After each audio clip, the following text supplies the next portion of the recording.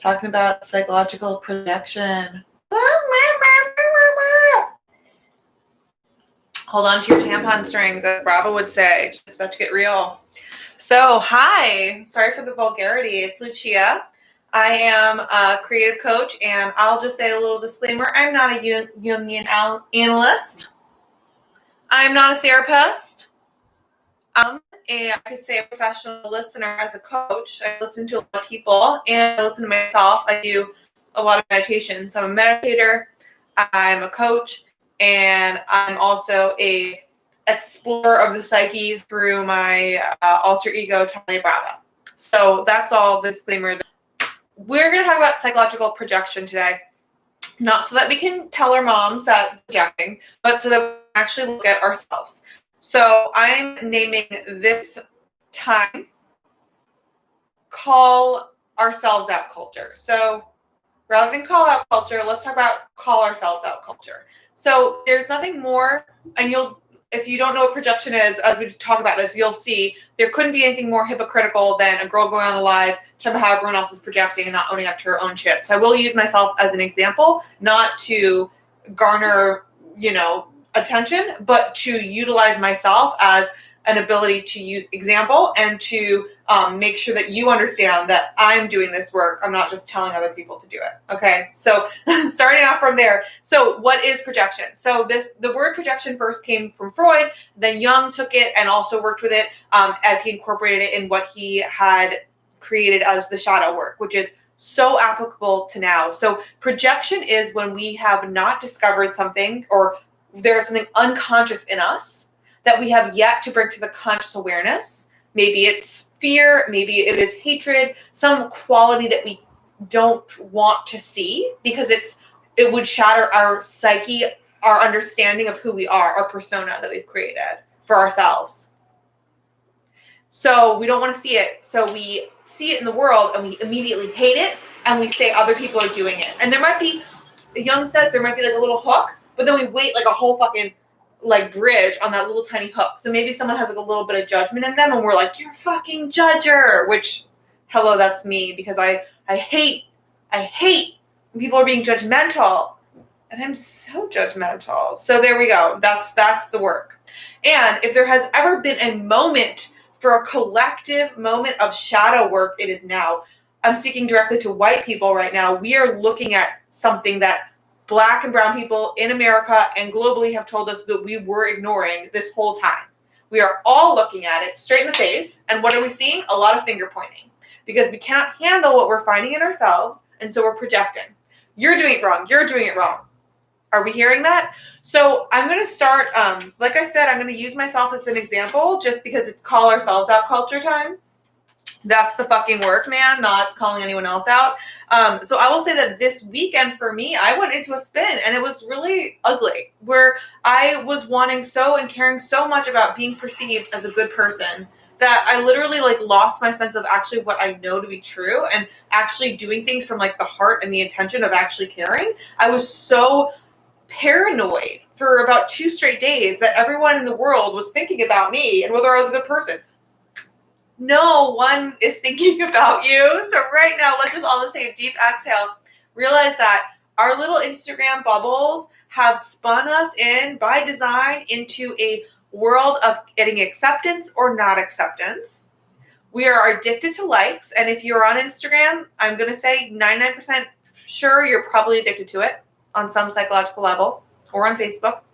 So that has actually reverted us all into a culture of the teenage mindset where we're actually thinking that the whole world, the popularity is everything. Okay. So I fell into that and I had to actually really take inventory and look at how I was. And then what came up for me was my shadow in terms of I really, really judge people hard on this. I've really judged my own family members hard on oh, you think you're a good ally, but really it's all narcissistic about how you need to be seen in the world. And I've really judged one family member in particular who has done good work, but I always am you're doing it to look good. That's what showed up for me. Yeah, I was doing that. And so there we go. It's if you hate something, or if you're right now, you're finding yourself judging other people for something, turn the camera back on yourself, go in and look at whether that is part of your shadow side that needs to come up to be integrated. That's the work, is actually to see it, to say, okay, there's that part of myself. I can accept it in the way that I can let it be there, and I can work with it, and I can integrate it into my psyche. And then you notice that the desire to judge others dissipates. So you will always reject in others what you have not accepted in yourself. Period. Period, period, period.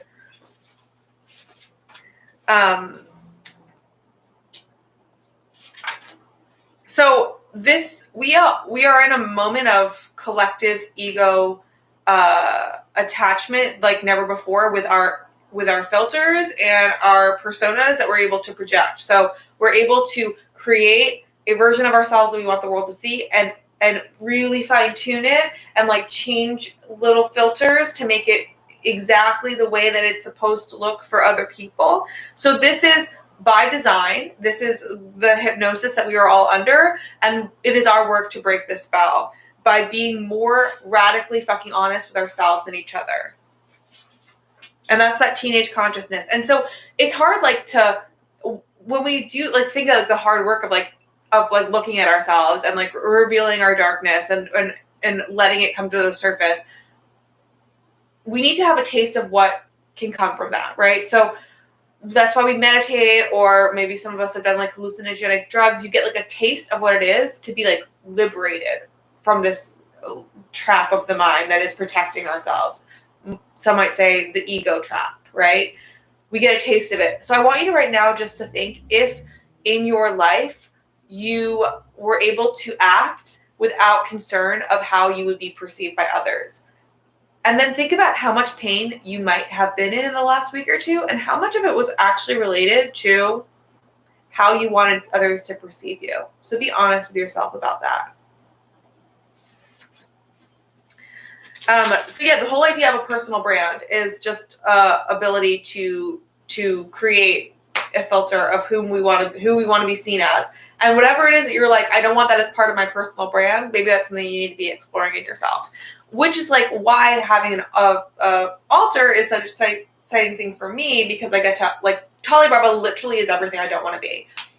And now I actually had to like birth a new consciousness of like the ego dismantler, because I want to be able to speak actual truths. So now I have Nada on board, who is like the dismantler of the hyper ego Brava, which hopefully by example, I'm going to be playing with how I am actually like really psychologically trying to dismantle the structure that is keeping me, the mechanisms that are, so really what I'm trying to dismantle in myself is the mechanisms that pop up to defend and actually are just hiding me from truth. Because in the feeling of like, oh shit, it hurts to be called that, or it hurts to be seen as that, that's a fucking key into like, there's a truth there. And it doesn't mean that we're all racist, it doesn't mean we're all horrible people, but there's a seed of everything inside of us, okay? There's a seed of everything. If you see it in the external world, it's part of the psyche. And to actually look at the system of control or whatever it is that we're angry at, whether it's cops or whether it's government, look at those qualities inside ourselves. That's the brave work that is going to actually make a change. So this experiment of isolation has really been a very perfect container for us to do this work.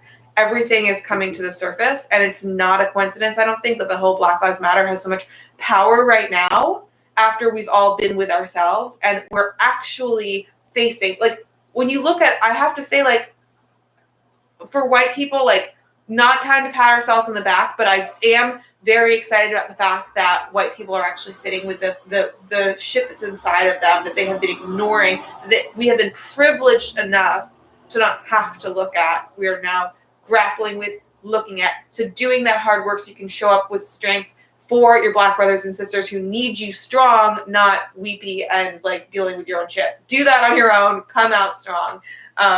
So yeah. So when we are, I've been getting the sense of like, you know, that feeling when you're about to go on a field trip and you're like, I hope I get on the good bus with all the cool kids. There is this feeling when we're triggered, when we're afraid. that we really, really, really, really need acceptance then, right? So if you've been feeling triggered into a place of like, oh, everyone on the internet has to think I'm good, it's probably because you're scared, right? Like it feels intense right now. So I keep thinking like it's like the school bus for the spaceship with Elon Musk, and you're like, you want to get on it. You're like, no, I'm a good person. Bring me on board. But the way there is to actually like sit with all the shit and like feel it and like look at it and reconcile with it and heal it and love the part of you that's scared. And then you're going to find you're just less apt to point your fingers over at other people on the internet. Okay. And that doesn't mean that you don't want to fight for what you care about. It actually means you're braver about it and you're able to show up with vulnerability and actually speak from your heart rather than hiding behind a meme. Okay. So darlings, I love that I like now call everyone darlings. Talia Bravo's taught me that. Just love through the internet. I want to open it up now if anyone wants to talk about this idea of projection and grappling with our shadow sides rather than. So the whole process is rather than when you see yourself plastering that like judgment on someone else, you take it back, you look at it, you say, hey friend, you're part of me.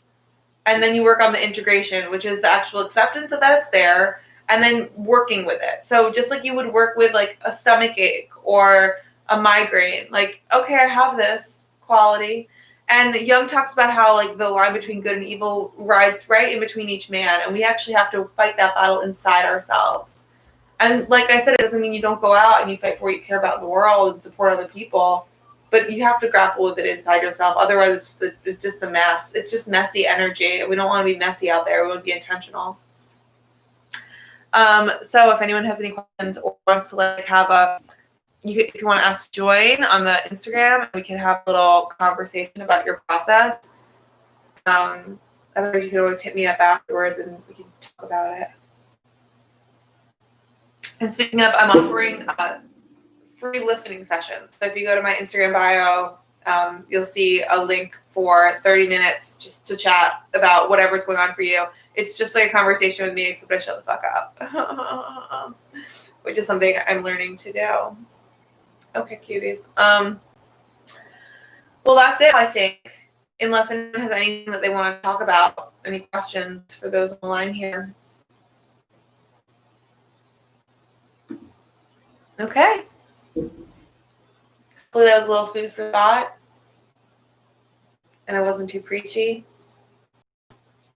It's not the age of the preacher. It's the age of the practitioner. Less preaching, more practice.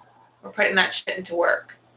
We're living our truth, speaking our truth, and don't be fucking afraid, babies. This is not the time, as we've heard, like, yes, go in, do your work. And just come out here, and if you need to be a projection for someone, let yourself be a projection. If someone needs to hate you because that's their process, that is just them getting one step closer to grappling with that inside of them. So let it happen. You know? At the end of the day, the end of the road, we all are one. But it's just it's a messy process to get there, but we're getting there. Okay? So much love. Support those who need it. Show up.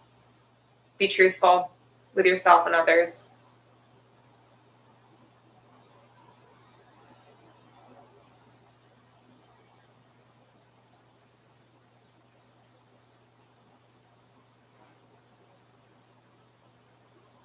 Goodbye, Facebook. All my dads, like my actual dad. Keep it real. Love you.